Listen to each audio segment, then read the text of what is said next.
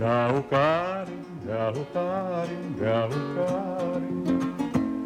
სანამ ცაზე ვარსკვლავ ვიქება დროზე და სივრცე სიმღერები გაუსწარი თორმე უგოლებია ამღერად ყველა სიმღერა მეგერა დაუმღერად სიყვარულის ლამაზზე ეს ხოვრება სასრულო მოგონია მოეფერე ერთმანე გაიხარე ყველაფერი სიყვარული ისება შეიყვარე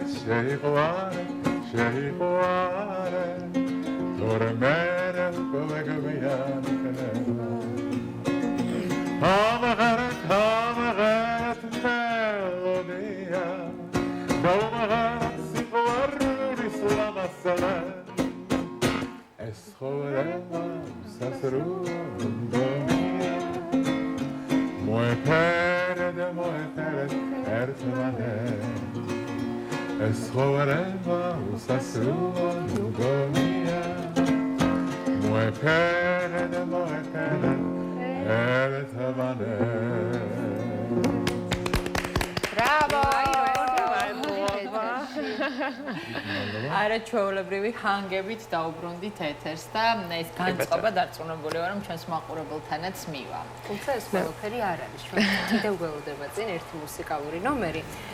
თემურ ცაგურია მომღერალი იმყოფება დღეს ჩვენთან, ძველი ჰანგები უნდა გავაცოცხლოთ და ასევე ახალი მელოდიებიც გასაკვირველია. ექსკლუზივი გვექნება დილის პალიტრის ეთერში. ასეა, მადლობა პირველ რიგში რომ ხართ დილიდან ჩვენთან ერთად და ესე არჩეულებრივი განწყობა შემოვიტანეთ. დღეს პირველად ვარ პალიტრაში და მოვესალმები მიესალმები პალიტრის მაყურებლებს. დიდი მადლობა სტუმრობისთვის. ბატონო თემურ, თქვენს შესახებ ჩვენ რომ ახლა დავიწყოთ რაიმეს მოყოლა, ეთერი არ ეყოფა თქვენს კარიერას. თუმცა, თქვენ ბრძანდებით ჩვენი კოლეგა.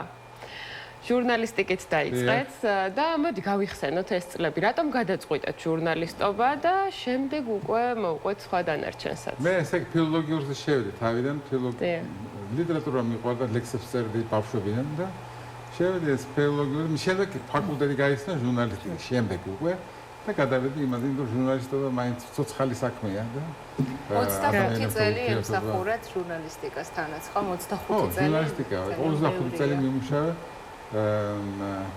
საქართველოს ტელევიზიის პირველ არხზე, ჯერ ესე იგი უკანასკნელთა რედაქციაში ვიყავი რედაქტორად, რადიოში და შემდეგ უკვე ტელევიზიაში საესტრადო გადაცემათა რედაქტორად მუშაობ. ბატონო თემურ, მთელი ამ პერიოდის განმავლობაში ალბათ მუსიკა, სიმღერა ყოველთვის იყო თქვენი თანდევი, ხო, პარალელურად. აი ამის შესახებაც მოგვიყევით, როგორ დაიწყო ყველაფერი, თქვენი აი ძალიან დიდი ისტორია ამ სამყაროში.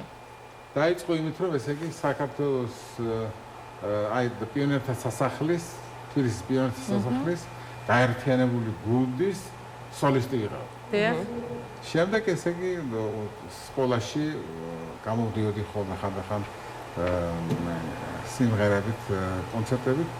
შემდეგ უნივერსიტეტის ბენდში ვიყავი, რომელიც ძალიან პოპულარული იყო ჩვენი ბენდის ფათაშორის. ეს იყო ერთ-ერთი აი ყველაზე უფრო პოპულარული თბილისში და საქართველოში საერთოდ. ერთ მომენტს მოგიყვებით აქ. კი ბატონო, სიამოვნებ. აი მაგათაც ქართველებმა, ფეხბურთელებმა მოიგეს საბჭოთა კავშირის პირველობა 64 წელს, ეს რამხელა ხანი გავიდა.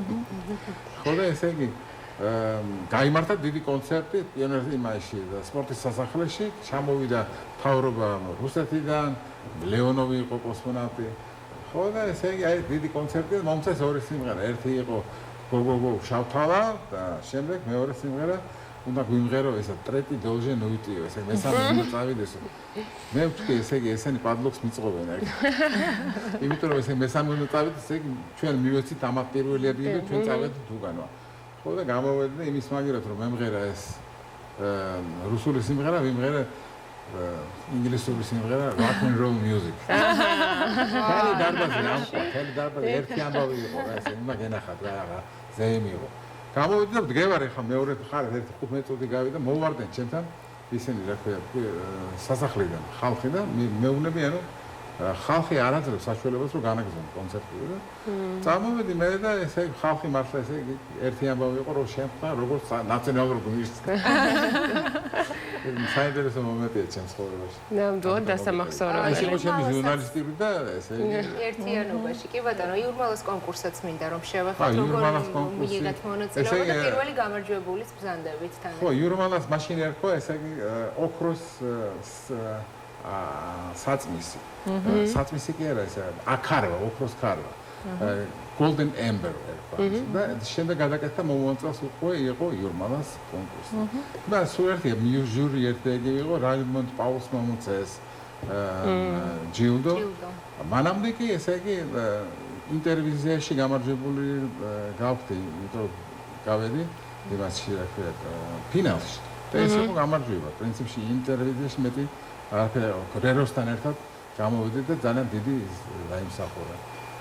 შემდეგ ესე ამერიკული პრესა განსაკუთრებით. აი, ამერიკის წლებიც მინდა რომ გაიქცა. ეხლა რომ ყველაფერი რასაც მოვასწრებ, ყველაფერი გვაინტერესებს.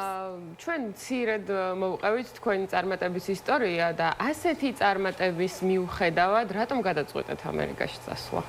რატო და ესე იგი თქვენ არ გახსოვთ რა იყო 90-იანი წლები? არც ინათლე იყო, არც ესე, არც საჭმელი შენებოდა წესერი, არც გაზი, ასე არაფერი არ იყო რა. ხო და ბავშვები შემეშინა, მე არ წავიდოდი აქ.